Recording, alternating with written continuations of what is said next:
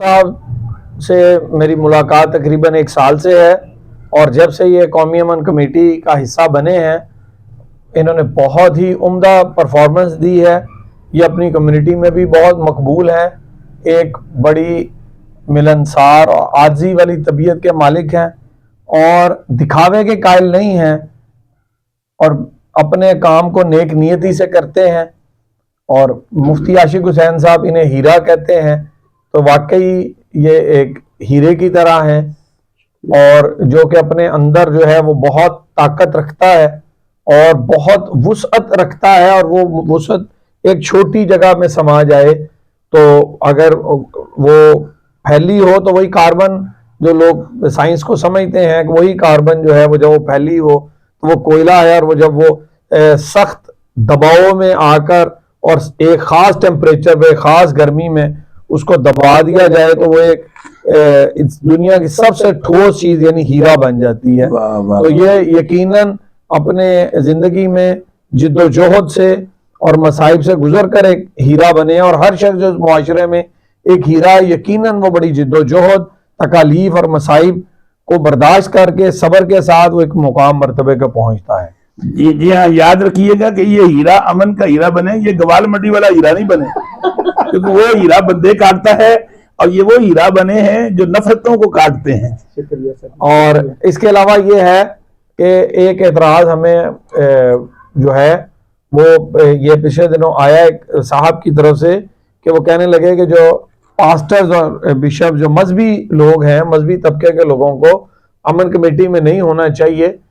تو یہ عام سیاسی لوگوں کو امن کمیٹی ایک سیاسی پارٹی کے طور پہ وہ لے رہے ہیں۔ تو میں نے یہ پیغام بھی دوں گا کہ جو امن کمیٹی ہے وہ بنیادی طور پر مذہبی رہنماؤں پر مشتمل ہوتی ہے، وہ کسی بھی مذہب کے ہوں، کسی بھی مسلک کے ہوں، مذہبی رہنماؤں کی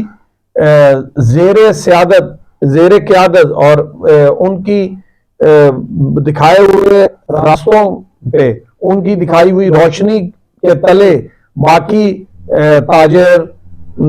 سیاسی لوگ، کھلاڑی، نوجوان اور زندگی کے ہر شعبے کے لوگ امن کمیٹی میں شامل ہوتے ہیں، لیکن جو اصل رہنمائی ہے وہ اس میں مذہبی رہنماؤں کا کردار ہی سب سے اہم ہے۔ اس میں پلپٹ اور ممبر یہ دونوں سب سے اہم کردار ادا کرتے ہیں۔ اسی طرح یہاں پر گردوارہ لے لیں، مندر لے لیں، یہاں کے جو لوگ ہیں جو یہاں کے رہنما ہیں، یعنی مذہبی عبادت گاہوں کے جو مذہبی رہنما ہیں، وہ ہی اس کو قیادت اور سیادت کرنے کے اصل مستحق ہیں۔ اور باقی سیاسی لوگوں کے لیے بہت سے میدان اور پارٹیاں موجود ہیں، وہ وہاں تباہ آزمائی کریں، یہاں پر جب آئیں تو وہ انہیں ان کی زیر قیادت ہی چلنا پڑے گا، یہ ذہن نشین کر لیں۔